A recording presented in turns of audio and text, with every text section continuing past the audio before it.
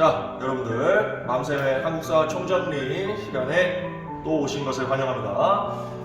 이제 저번 시간에 우리가 삼국의 통일의 과정에 대해서 살펴봤습니다. 그죠? 삼국시대가 결국 신라의 통일로 마무리가 된 거죠. 신라는 당나라와의 전쟁도 이제 전개하면서 결국은 뭐 외세와 함께 연합을 해서 삼국을 통일을 한 것이지만 결론적으로는 당나라를 쫓아내므로써 이제 완벽한 삼국의 통일을 이루었다라고 이야기할 수 있겠습니다. 그때부터의 한반도의 상황은 이제 남쪽에는 신라가 있고 북쪽에는 발해라고 하는 나라가 들어서는 상황이 되는 것이죠. 그래서 그 시대를 우리가 이름 붙이기를 남북국 시대라고 이름을 붙인다라고 하는 거죠. 이 남북국 시대의 전개 과정을 아주 간단하게 살펴볼 겁니다. 이 부분은 뭐 그렇게 어려운 부분이 아니에요. 간단하게 살펴봐도 충분한 부분입니다. 그래서 살펴보는데 일단 남쪽은 신라, 정확하게 얘기하면은 통일 이후의 신라라서 우리가 통일신라라고 이름을 붙입니다. 통일신라와 발해가 서로 또 어떤 관계를 맺으면서 전개되었는지를 살펴보도록 하겠습니다. 이게 프린트로는 3강의 내용이고요. 3강. 요 3강에서는 남북국 시대의 정치적인 모습을 보고 그 다음에 고구려 백제 신라를 포함한 삼국의 이제 그 고대 문화의 모습을 또 함께 살펴보도록 하겠습니다. 알겠죠? 자, 프린트 나눠드리는 것 3강 펴시고 준비되었죠? 자, 이제 본격적으로 시작하도록 하겠습니다. 출발! 자, 시작하도록 하겠습니다. 먼저 통일신라의 모습을 살펴볼 건데요. 통일신라는 크게 또 시기를 두 시기로 구분을 하면 좋아요. 이 프린트 전체적으로 보면 절반으로 딱 나눠져 있습니다. 그죠? 절반으로 나눠져 있고 한쪽은 신라 중대라고 되어 있고 한쪽은 신라 하대라고 되어 있습니다. 그죠? 신라를 구분할 때 상대, 중대, 하대 이런 식으로 구분을 하기도 하는데 신라의 시대 구분. 그런데 이제 상대는 통일되기 이전의 이야기고 통일 직후의 상황. 그죠? 통일 직후의 신라를 이제 이때가 통일신라인데 신라 중대라고 표현을 하기도 합니다. 그래서 써놓은 거예요. 뭐 이 시대 구분하는 것까지 여러분들이 뭐 꼭 기억하실 필요는 없는데 의미는 알아두시면 좋아요. 그러면은 우리가 신라를 좀 더 넓은 시각에서 바라볼 수가 있습니다. 의미는 뭐냐면 통일 직후의 상황이라는 것. 그것을 기억하셔야 돼요. 신라 중대는 언제다? 통일 직후의 상황이다. 그러니까 삼국 통일이 이루어진 직후의 상황이야. 그렇게 머릿속에 넣으시고 반면에 오른쪽 가시면은 신라 하대라고 되어 있는데 이 신라 하대는 어때요? 신라가 망하기 직전입니다. 그러니까 통일신라가 멸망하기 직전이야. 알겠죠? 그래서 이 신라 중대와 신라 하대의 모습은 상당히 어떻다? 대조적이다라고 하는 거죠. 네. 그 모습이 상당히 대조적이기 때문에 대비되는 모습이 있기 때문에 제가 이렇게 표시를 해놨어요. 그래서 신라 중대 즉 통일 이후의 직후의 상황과 멸망하기 직전의 상황이 어떻게 다른지 여러분들이 이해하시면 되는데 제가 일단 정리를 해드릴게요. 한마디로 말씀드리면 뭐냐면 왕권이 강한 시기가 있고 왕권이 약해지는 시기가 있어요. 그럼 언제 왕권이 강했겠어? 당연히 통일 직후에 신라가 왕권이 대단히 강했습니다. 그러니까 어려운 과정을 통해서 여러 투쟁들을 통해서 통일을 이루어냈잖아요. 그죠? 그렇게 이루어낸 이후에 신라의 왕권은 대단히 강했다라고 하는 거죠.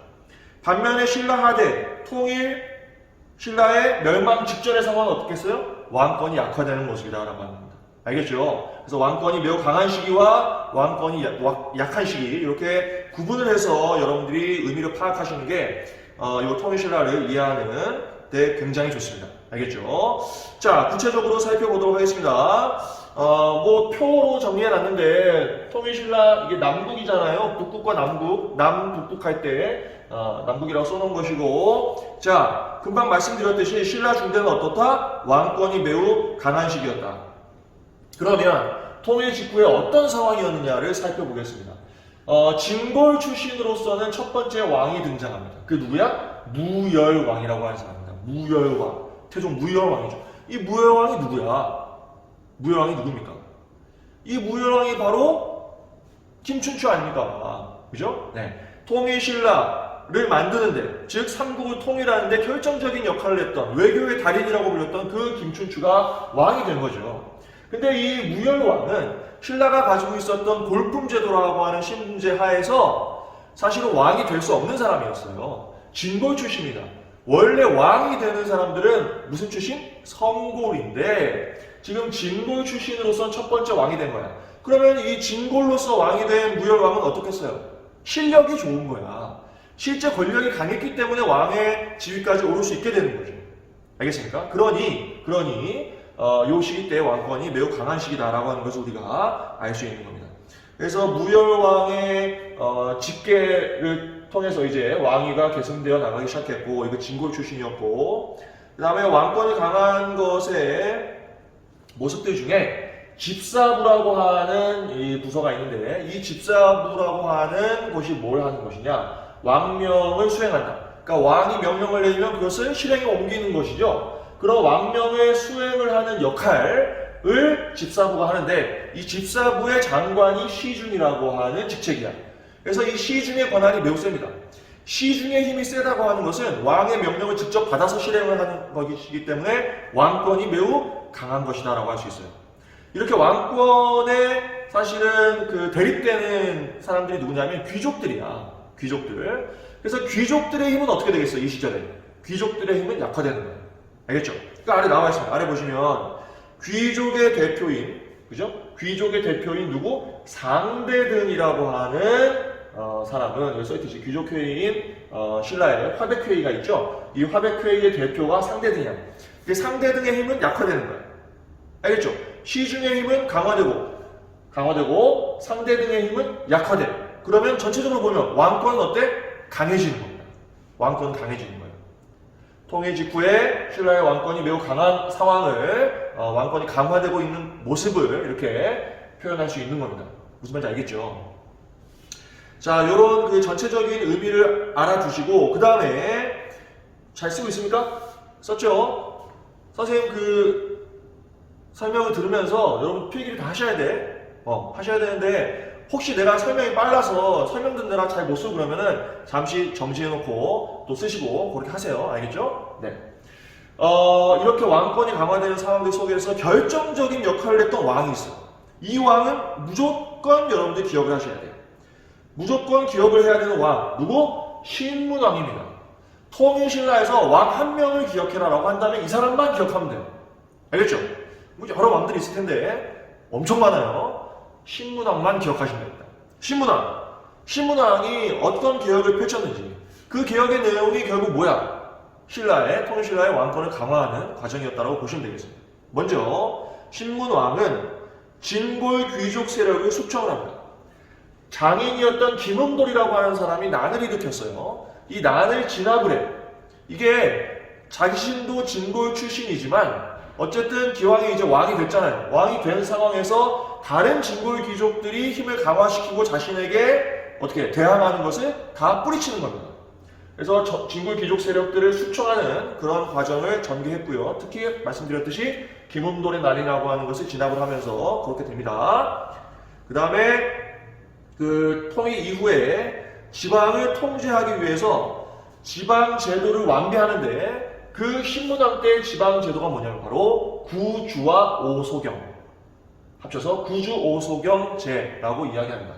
그러니까 통일신라 전국을 9개의 주로 구분을 한 겁니다. 9개의 주로 구분을 하고 이제 중요한 지역, 지리적으로 매우 유용한 중요한 지역을 5개의 작은 서울로 만든 거예요. 그게 오소경이죠. 알겠습니까? 이런 구주오소경 제도라고 하는 지방 통제를 할 수 있는 제도를 완비한 사람이 누구다? 누구? 신문왕. 지금 신문왕에 대해서 얘기하고 있어요. 구주오소경제 이거 잘 나옵니다. 특히 5개의 소경을 만든 것은 신라의 수도가 경주죠. 경주가 지리적으로 동남쪽에 좀 치우쳐 있죠. 동남쪽에 치우쳐 있기 때문에 이 통일 이후의 신라 전체를 지배하기가 별로 좋지 않았어요. 그래서 거점마다 작은 서울을 만들어 놓은 겁니다. 오소경이 되는 거죠. 그래서 이거 잘 기억하세요. 잘 나옵니다. 자, 그 다음에 신문왕은 아래 보시면 이제 그 관료들에게 토지를 지급하는데, 관료전이라고 하는 토지는 지급을 하고 그 다음에 전통적으로 있었던 노급이라고 하는 토지는 폐지를 했어요. 이게 무슨 말이냐? 관료전은 역시 이제 그 관료들한테 토지를 주는 건데 그 토지를 받은 사람이 뭘 할 수 있어요?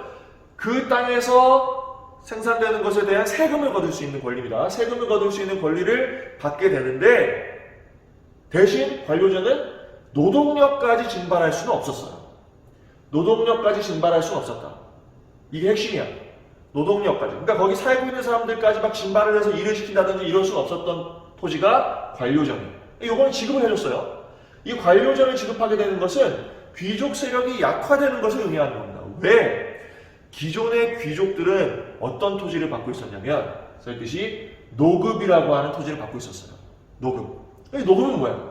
이것은 세금을 거둘 뿐만 아니고 거기에 사는 사람들을 징발할 수 있었어요. 데려가서 일을 시킬 수가 있어. 그 노동력 징발이 가능해. 이러면 어떻게 되는 거야? 그 지역을 거의 장악을 하는 거예요. 이러면은 귀족 세력이 매우 강화되는 겁니다. 그래서 신문왕이 어떻게 했다고요? 이 노급은 폐지하고 관료전은 지급을 해줬다. 자, 이 두 개를 묶어서 기억하는 거야. 관료전은 지급했고 노급은 폐지됐다. 묶어서 기억하셔요. 관료전은 지급했고 노급은 폐지하면 왕권은 어떻게 된다? 왕권은 강화된다라고 하는 겁니다. 알겠죠? 지금 신문왕이 이제 신라 통일 직후에 왕권을 강화시키고 있는 모습을 살펴보고 있어요. 여러분 다 쓰고 있죠? 이 의미를 잘 기억하셔요. 그 다음에 오른쪽 가시면 육두품 세력과 왕이 결탁하는, 서로 힘을 합치는 그런 상황들이 만들어집니다. 그럼 육두품이라고 하는 사람들은 누구냐? 이 사람들은 실력이 있는 사람들이야. 아주 재능이 많은 사람들이야. 그런데 신분적인 한계를 가진 세력이다 라고 표현해 있죠. 이거 뭔 말이야? 아까 얘기했듯이 신라는 어떤 제도를 가지고 있어요? 신분제도? 골품제를 가지고 있습니다. 이 골품제라고 하는 것은 올라갈 수 있는 이제 관직에 선이 정해져 있어요. 그러니까 육두품은 최고의 관직까지 오를 수가 없어. 아무리 실력이 뛰어나도 최고 관직까지 오를 수 없는 게 육두품들이야. 그러면 육두품들은 어땠겠어요? 기존에 계속해서 신분적인 한계를 느끼고 있던 사람들이야.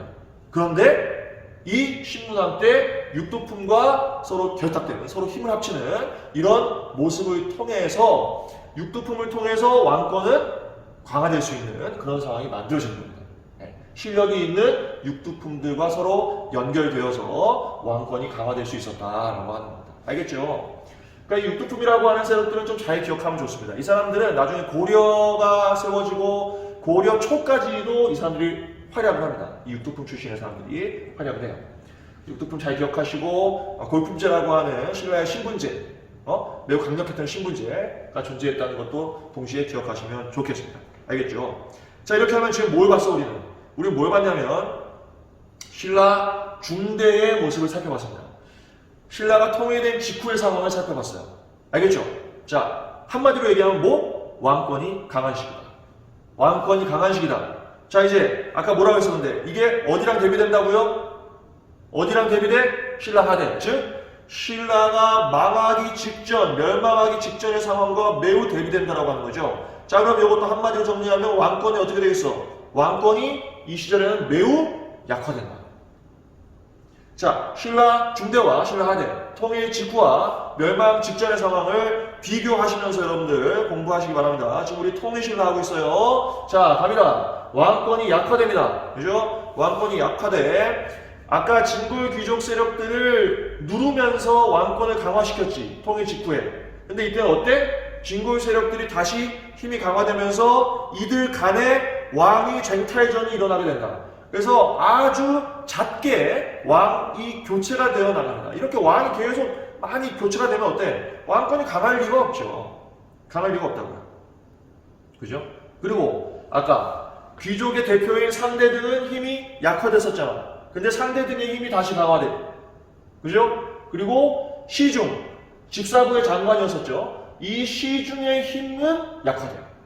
상대등이 강화되고 시중이 약화되면 왕권은 약화되고 귀족 세력의 힘이 강해지는 겁니다.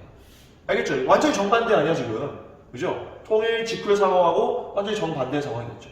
그래서 귀족 세력이 강화되면서 아까 폐지됐던 뭐가 부활해? 노급이 또 부활을 해. 노급이라고 한 토지는 뭐까지 할 수 있다고 그랬어요? 노동력까지 증발할 수 있는 토지란 말이지. 이러면 귀족 세력이 강화되는 거죠. 왕권이 대단히 추락하기 시작했다라고 이해하시면 되겠습니다. 알겠죠? 자, 이런 식으로 이제 귀족 세력이 강화될 뿐만 아니고 각 지방 세력들도 또 이제 발호하기 시작합니다. 요 시절에 아래 보시면 바로 그러한 지방 세력들을 뭐라고 부르냐? 호족이라고 부릅니다. 호족 세력이 등장하고 그들이 성장하는 시기가 바로 멸망 직전, 신라의 멸망 직전, 신라 하대의 상황이라고 할 수 있겠습니다. 자, 호족이라고 하는 사람들을 다시 한번 정리를 해보면 아래 써놨죠. 각 지방에서 특히 뭐 군사권과 행정권을 장악한 사람들, 장악한 세력을 호족이라고 한다. 대표적인 호족이 누구냐면 해상 세력이었던 누구? 여러분 다 알고 있는 누구? 누구야? 장보고. 장보고가 당시의 대표적인 지방 호족이에요. 장보고가. 그리고 여러분 이제 후삼국 시대가 열릴 때에 견훤이나 그 다음에 뭐 왕건이나 그죠? 이런 사람들 다 뭐야? 다 호족들이에요. 다 지방 세력들입니다. 결국 이 호족들이 뭘 하는 거야? 호족들이 이 신라를 멸망시키는 세력이 되는 거예요. 신라를 멸망시키는 세력이 됩니다.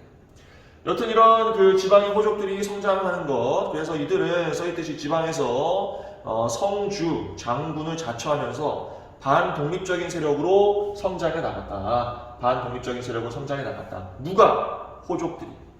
그래서 이 호족들이 결국 반신라 세력, 신라를 망하게 하는 세력이 되는데 이 호족들이 또 누구랑 연계가 되냐면 바로 육두품들이에요.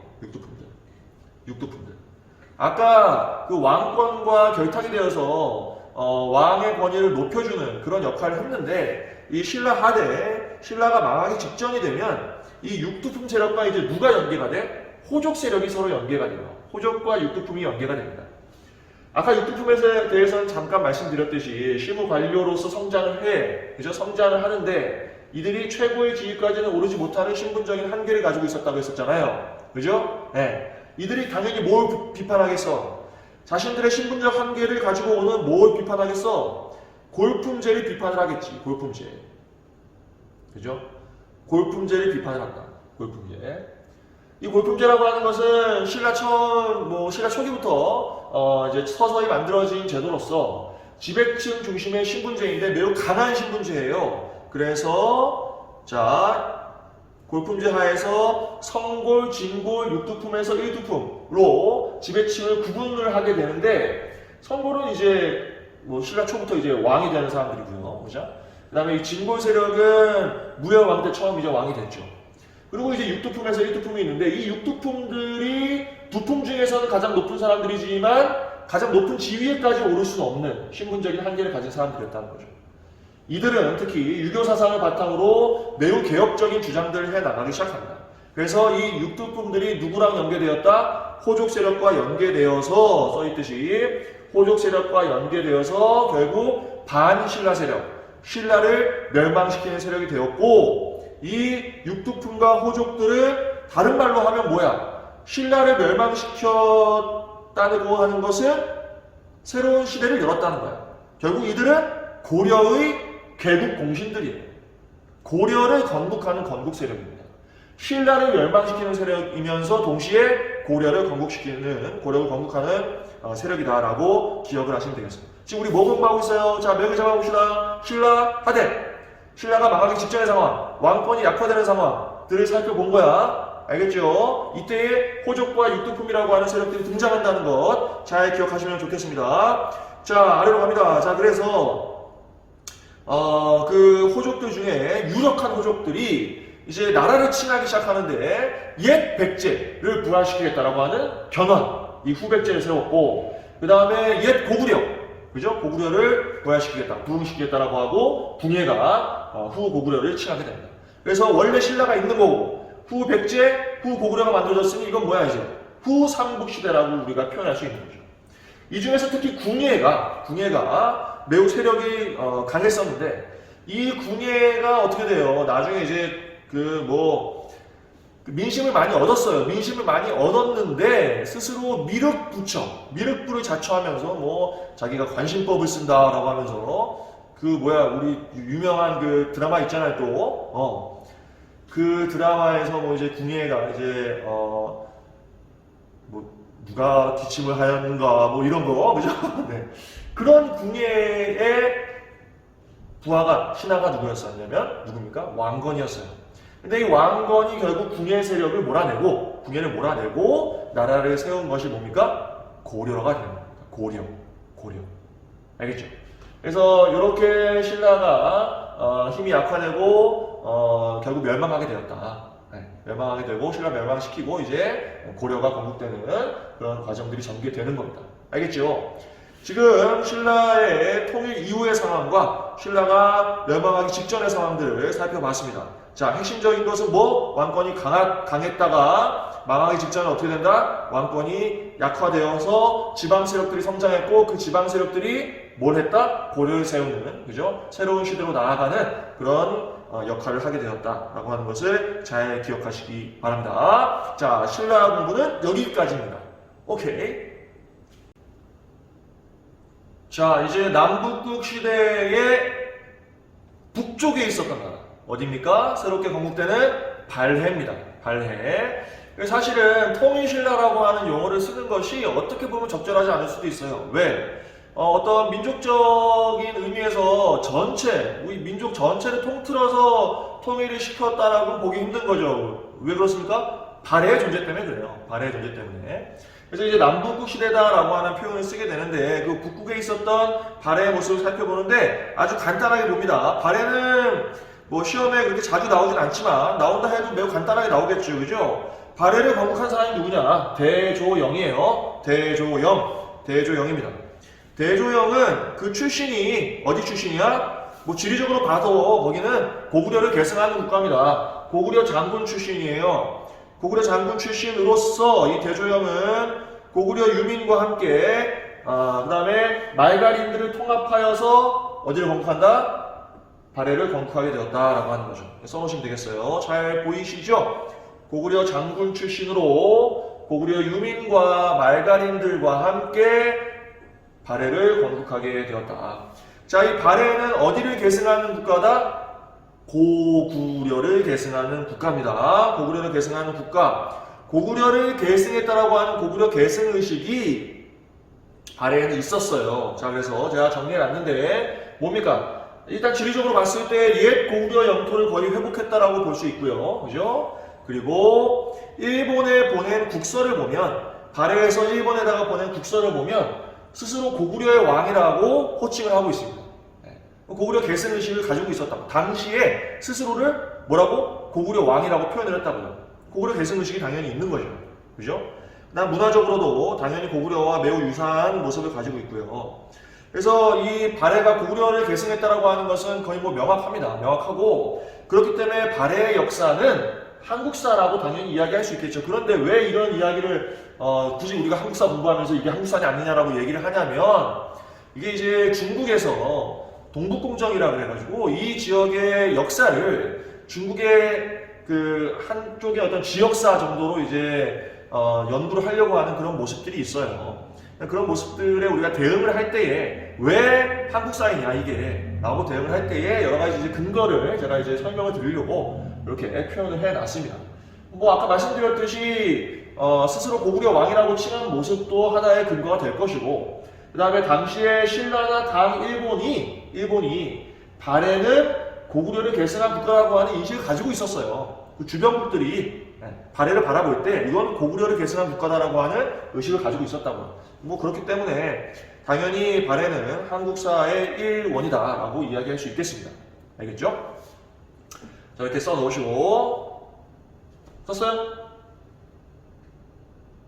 안 썼으면 정지해서 쓰시고 자 넘어가 볼게요. 자 이제 발해의 몇 가지 모습을 살펴보는데 오른쪽 가시면 발해의 발전과 쇠퇴입니다. 몇 명의 왕이 나오는데 그냥 의미 정도만 아시면 되겠어요. 무왕 때 발해의 무왕 때 당나라의 산둥반도를 공격할 정도로 매우 강성했고 이때 당나라에 대항하는 모습이 있었다라고 하는 거죠. 그래서 반강적인 성격이 있었고 이때 신라도 견제합니다. 신라도 견제를 해요. 그러니까 무왕은 이게 그런 식으로 이제 매우 호전적인 인물이었다고 할 수 있고 반면에 아래 문왕은 이제 당나라하고 친선 관계를 또 맺게 됩니다. 친선 관계를 맺고 신라하고도 상설 교통로를 만들게 되는데 그 상설 교통로가 뭐 신라도라고 하는 길이 있었어요. 신라도라고 하는 길이 있었다. 자, 그 다음에 선왕 정도는 뭐 기억하면 괜찮습니다. 왜냐하면 이때가 말갈족을 복속을 하면서 발해가 가장 잘 나갔던 시기고 전성기라고 이야기할 수 있고 이때 중국으로부터 해동성국이라고 불리게 됩니다. 해동성국이 뭐야? 바다 동쪽에 매우 융성한 나라다라고 한 뜻입니다. 해동성국으로 불릴 정도로 발해가 매우 강성했었다라는 정도로 의미를 아시면 되겠죠. 한편 망하는 것은 거란족의 침입으로 멸망을 하게 됩니다. 거란족의 침입으로 멸망을 했다. 그래서 그 발해의 정치적인 과정은 요 정도 선왕이 해동성국이라고 불리는 시기의 왕이었고 그다음에 거란의 침략으로 망했고 또 당나라하고 또는 신라하고 밀접한 관련을 맺은 시기들이 있었다라는 정도로 아시면 되겠습니다. 문화적으로는 당나라 문화에 영향을 많이 받았어요. 중앙관제가 삼성육부라고 하는 조직을 가지고 있었는데 이 삼성육부는 당나라 때 만들어진 당나라의 중앙관제입니다. 그래서 이 당나라의 문화에 영향을 많이 받았다고 이야기할 수 있고 당나라의 이제 도성인 장안성을 모방을 해서 상경성이라고 하는 이제 도성을 만들기도 합니다. 당나라의 장안성하고 거의 구조가 유사합니다. 그런 모습을 띠고 있었다. 자, 전체적으로 발해의 모습을 매우 간단하게 살펴봤어요. 어렵지 않죠? 네, 이 정도만 발해는 아셔도 충분합니다. 자, 이렇게 하면 지금 우리는 남북국 시대의 정치적인 상황들을 쭉 살펴본 겁니다. 통일신라와 발해, 남북과 북국을 구분하여서 살펴봤습니다. 어렵지 않으니까 잘 이해하시기 바라고 그 다음에 이제 고대 문화로 넘어가도록 하겠습니다.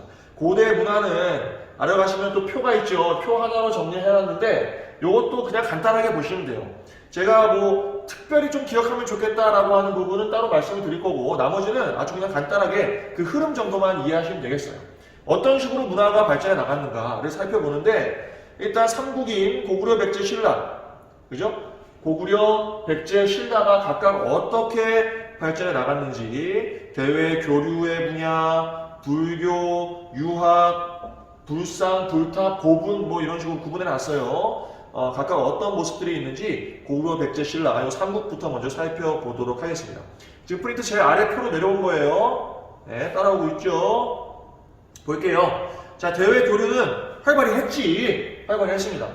지리적으로 고구려는 북쪽에 있잖아요. 그죠? 북쪽 만주 지역에 자리하고 있었기 때문에 중국의 북쪽 지역하고 많이 교류를 합니다. 북쪽 지역하고 이 중국하고의 교류가 이 시절에 너무나 중요해요. 네. 이 선진 문화가 들어오는 것이 결국 중국에서 들어온 거기 때문에 중국하고의 교류가 매우 중요합니다.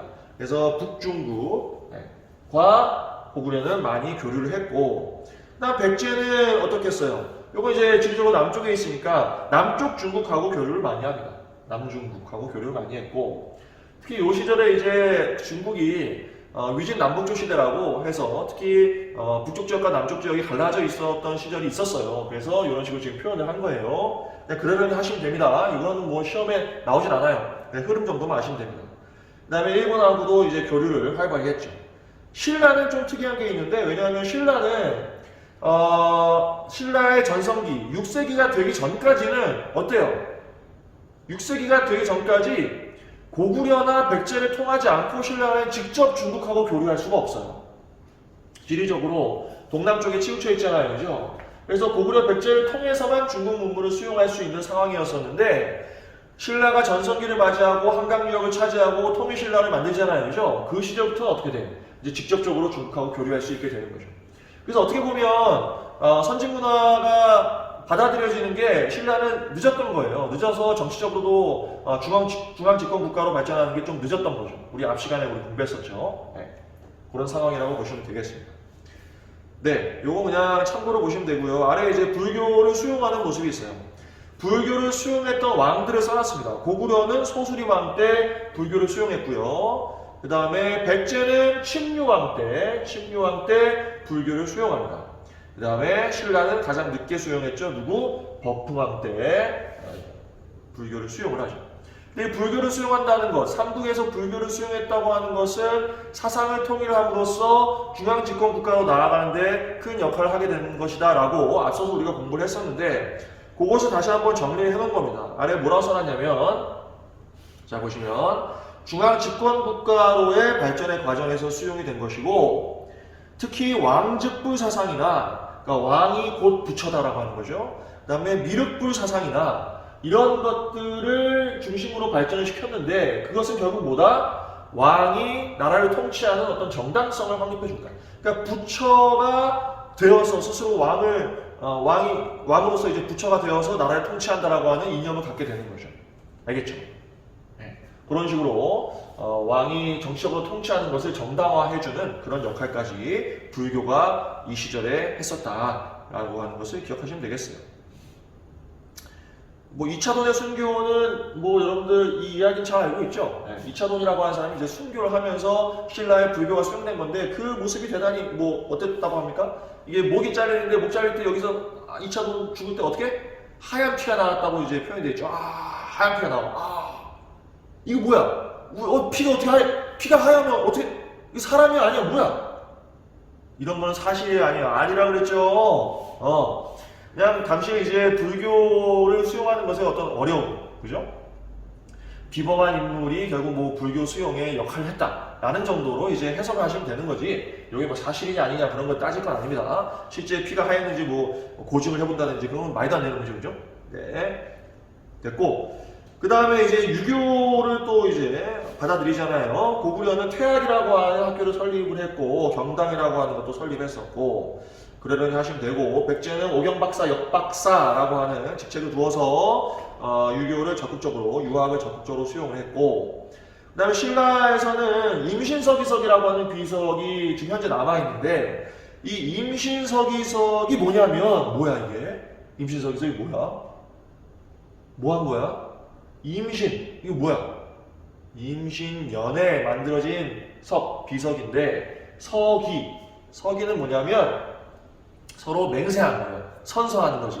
선서한 것을 기록한 비석이다라고 하는 뜻이에요. 임신년에 선서한 것을 기록해서, 뭘 선서했길래 그걸 기록을 해서 남겼냐, 이 사람들이. 뭘 선서했냐면, 뭐 여러분과 같은 그런 학생이었을 거야. 한 몇 명 모였어. 두세 명 모여갖고 뭘 했어? 자, 우리 오늘부터 열심히 공부하자. 열심히 공부하자. 우리 뭘 공부할래? 이런 유교 경전 이런 것들 좀 공부하자. 라고 서로 선서를 하고 약속을 하고 뭘 한 거야? 그걸 새긴 거야. 새겼어요. 우리 이런 거 열심히 공부할 거다라고 다 새겼어요. 그 돌이 지금까지 남아서 신라 때 유학이 매우 열심히 공부가 되었다라고 하는 것을 우리에게 알려주는 거야. 그 비석이. 뭐 어때요? 아주 의미가 있지. 우리 입장에서는 당시 유학 공부가 열심히 이루어졌다는 걸 이 비석을 통해서 알 수 있으니까 아주 의미가 있지. 근데 이거 새겼던 애들은 공부했을까? 모르겠어. 열심히 계획만 세우고 공부하자 약속만 하고 이걸 새기고 있으니 그 시간에 공부를 해야지. 네, 뭐 하여튼 열심히 했겠죠. 근데 하여튼 이거 새겨서 남겼다고 합니다. 그게 임신서기석이다. 유학 공부가 이루어졌다는 것을 알려줍니다. 네, 그 다음에 이제 불상 나오는데요. 불상은 그 부처의 모습을 형상화하는 거죠. 고구려의 불상으로 남아있는 것이 거의 없습니다. 거의 없는데, 금동 연가 7년명 열애 입상이라는 거 있어요. 이거 뭐 이름 기억하실 필요 없어요. 나중에 제가 좀 이따가 이 실물을 보여드릴 건데, 그냥 이런 불상이 고구려에서 만들어진 게 있었구나 라는 정도만 아시면 되지, 뭐 이름까지 여러분들 다 기억하실 필요 없어요. 이 이름에 사실 모든 게 담겨있긴 한데 그런 것들 뭐 다 기억하실 필요가 없습니다. 네, 그러려니 하시면 돼요. 고구려에 이런 모양의 불상이 있었구나 라고 하는 것은 좀 이따가 제가 보여드릴게요. 그다음 백제는 서산마에 열애 삼존불이라고 하는 불상이 있었는데, 이것도 제가 실물을 보여드릴게요. 그때 한번 다시 보세요. 알겠죠? 그때 설명해 드릴게요. 백제의 대표적인 불상입니다. 바위에 이제 조각이 되어 있는 그런 불상이에요.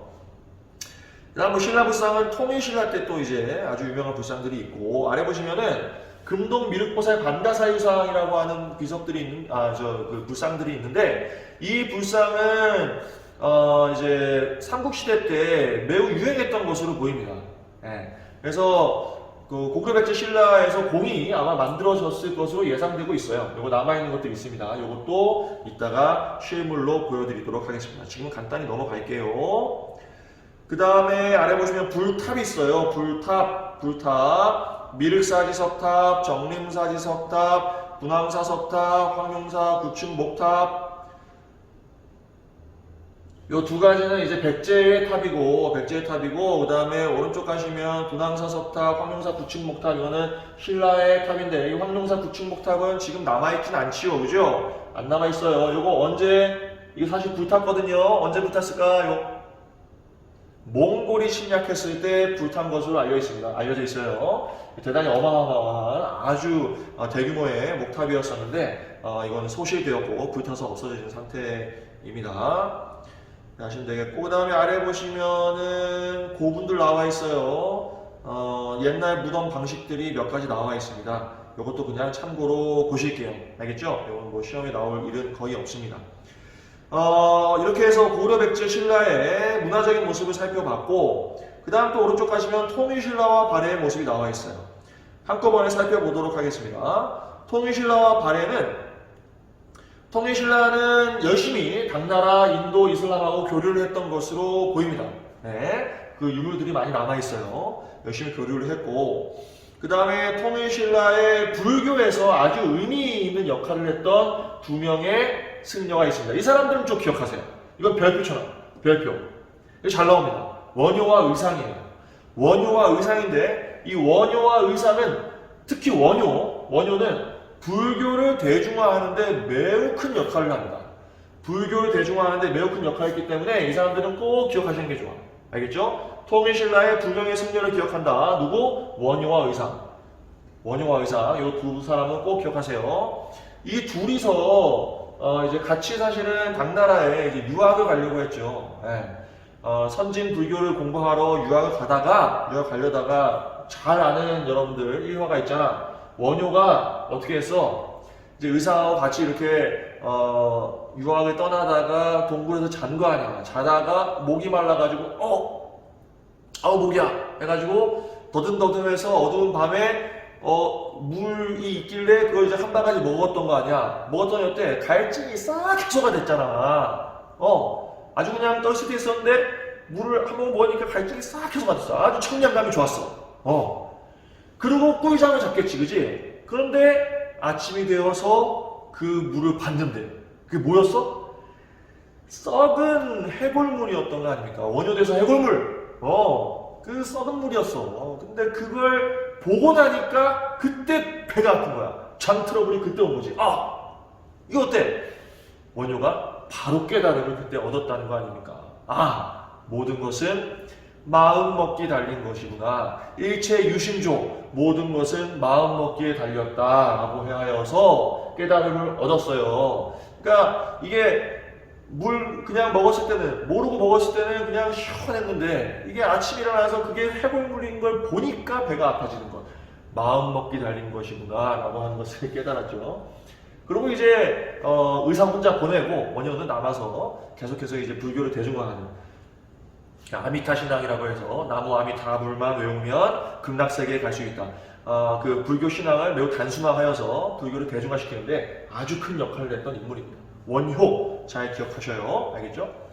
이 사람이 주장한 그 사상을 일심사상이라고 해요. 일심사상. 그거를 한글로 하면 한마음이죠. 한마음. 전해요. 한마음 사상이야. 원효하고 저하고 좀 통해요. 일심사상. 네. 그렇습니다. 그 다음에 뭐 선종도 많이 유행을 합니다. 이거 이제 호족들하고 또 연결이 돼 있었죠. 호족들하고 아까 공부했던 호족.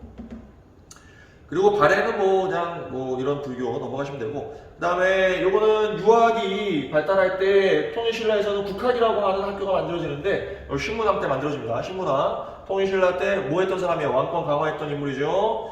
발해는 주자감이라고 하는 학교가 있었고, 그리고 아래 석굴들 있죠. 이제 불상하고 이제 불탑인데 이런 정도는 좀 기억하면 좋아요. 네. 통일신라의 대표적인 불상 석굴암 본종불 너무나 아름답습니다. 네.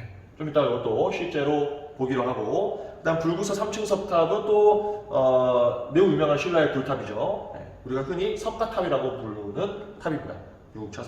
불구사 3층 석탑, 이것도 좀 이따 보도록 하겠습니다. 자, 아래 무덤 장식은 또 그냥 참고로 보시면 되겠습니다. 자, 이렇게 해서 삼국시대를 포함해서 남국시대까지의 문화의 내용을 표 하나로 그냥 간단하게 살펴봤고, 몇몇 제가 중요하다고 했던 내용만 여러분들 기억을 하시면 되겠습니다. 알겠죠? 자, 고생하셨어요. 일단 3강의 전체 내용은 끝났고, 이제 고대 문화의 내용들 중에 몇몇 실물로 눈으로 익히면 좋은 그런 불상과 불탑들 몇 개를 좀 살펴보도록 하겠습니다. 알겠죠? 네, 프레젠테이션 간단하게 해볼게요.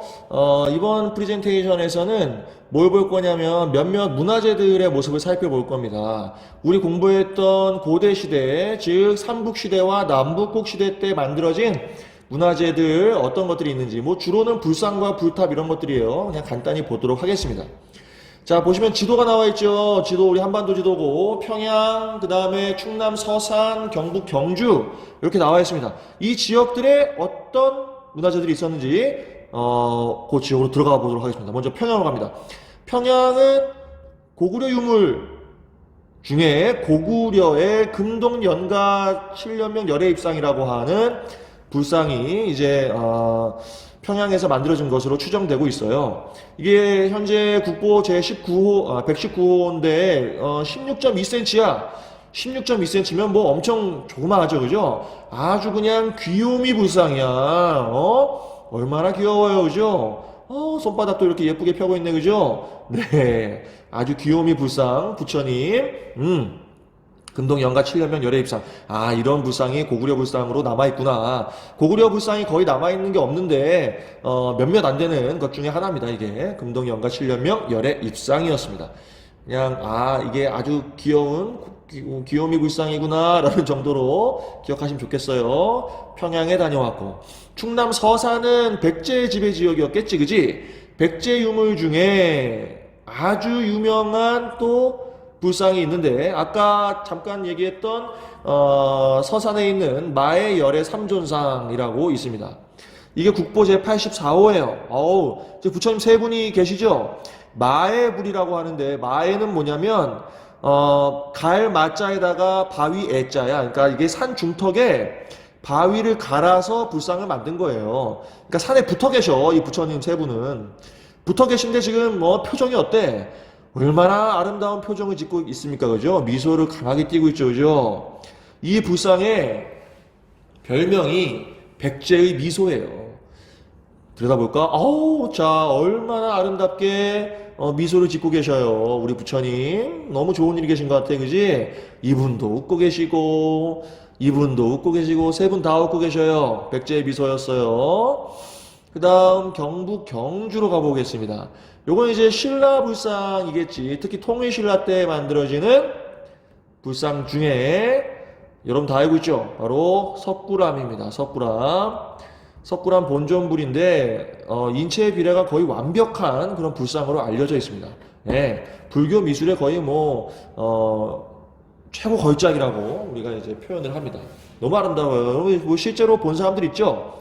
예전에 수학여행 가고 그러면 이런 거 보고 그랬었는데, 안타깝게도 이 불상은 계속해서 조금씩 훼손되고 있습니다. 왜? 이게 석굴암이잖아요. 석굴이에요, 사실은. 근데 이제 인위적으로 만들어진 석굴인데, 이게 통풍이 잘 돼야 어떻게 돼? 보존이 잘 되겠지. 그런데 일제시대 때 이것을 보존한답시고 위에다가 시멘트를 발라버렸어요. 시멘트를 바르면서 이때부터 어떻게 돼? 통풍이 안 되는 거야. 통풍이 안 되니까 부처님이 어떻게 해? 계속 땀을 흘려. 계속 습기가 차서 계속 땀을 흘리시는 거야. 그러니까 어떻게 되겠어요? 훼손이 되는 거지. 그래서 그걸 막아보겠다고 또 에어컨을 설치하고 유리벽을 만들고 이렇게 해서 통풍을 시키려고 노력을 하고 있는데, 그래도 조금씩 훼손되고 있습니다. 안타까운 일이죠. 그죠? 그다음에 이게 이제 뒷모습이에요. 뒷모습. 석굴암 본전물의 뒷모습. 하여튼 거의 완벽한 비례의 모습을 띠고 있습니다. 이게 뒷모습도 상당히 인자해 보이지 않습니까? 네, 인자해 보여요. 석굴암 본전물 기억하시면 좋고, 그다음에 여기 이제 역시 불국사에 있는 두 개의 탑인데, 불국사 3층 석탑과 불국사 다보탑입니다. 3층 석탑이 석가탑이라고 부르는 것이고, 이 석가탑의 2층 탑신에서 뭐가 나왔냐면 무구정광 대다란이경이라는 게 나왔어요. 이 무구정광 대다란이경은 굉장히 오래된 목판 인쇄물로는 아마 가장 오래된 것으로 알려져 있는 그런 이제 목판 인쇄물입니다. 무구정광 대다란이경이 2층 탑신부에서 발견이 되었다. 이게 한번 해체가 됐었는데 그 해체 복원하는 과정에서 발견이 된 겁니다. 네. 굉장히 소중한 우리의 문화유산입니다. 그다음 다보탑에는 사실 네 방향에 이 돌사자들이 있었는데 지금은 하나밖에 안 남아 있어요. 다보탑. 이게 그 우리 10원짜리 동전에 있는 그 탑이잖아요. 네, 다보탑인데 왜 돌사자가 4마리가 있어야 되는데 1마리밖에 안 남았냐? 이것도 역시 일제 시절에 아마도 문화재 약탈이 있었던 것으로 알려져 있습니다. 네, 안타까운 일이죠.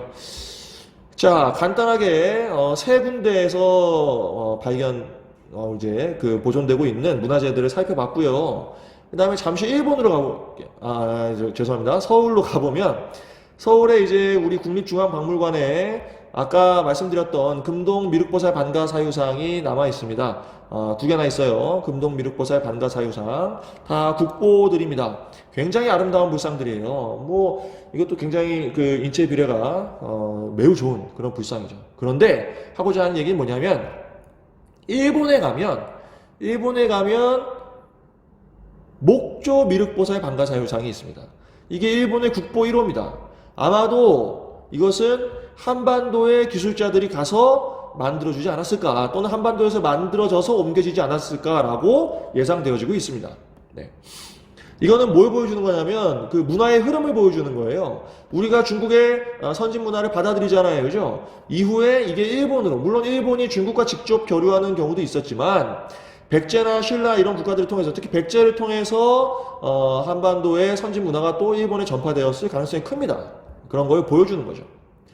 앙드레 말로라고 하는 프랑스 작가가 있는데 이 사람 뭐라 그랬냐면 일본 열도가 물속에 가라앉을 때 한 가지만 건지라면 이 반가사유상을 건져야 한다 라는 말을 남겼어요.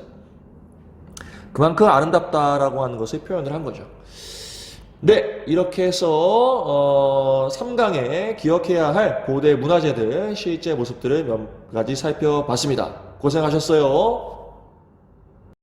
여러분, 이번 시간도 너무나 고생 많았습니다. 여러분 잘 따라오고 있을 거라 믿어 의심치 않아요. 잘 따라오셔서 한국사 여러분들 어렵지 않게 시험 볼 수 있기를 바랍니다. 알겠죠? 잘 따라오셔요. 오늘은 프린트의 3강의 남북국 시대와 고대 문화에 대해 살펴봤습니다. 핵심적으로 제가 중요하다고 했다라고 하는 그 몇몇 상황들만 여러분 잘 이해하셔도 충분합니다. 알겠죠? 오늘 뭐 40분이 좀 넘었네요. 수업이. 그죠? 좀 길었어요. 네, 대단히 고생했습니다. 다음 시간에 또 이어서 할게요. 바이바이.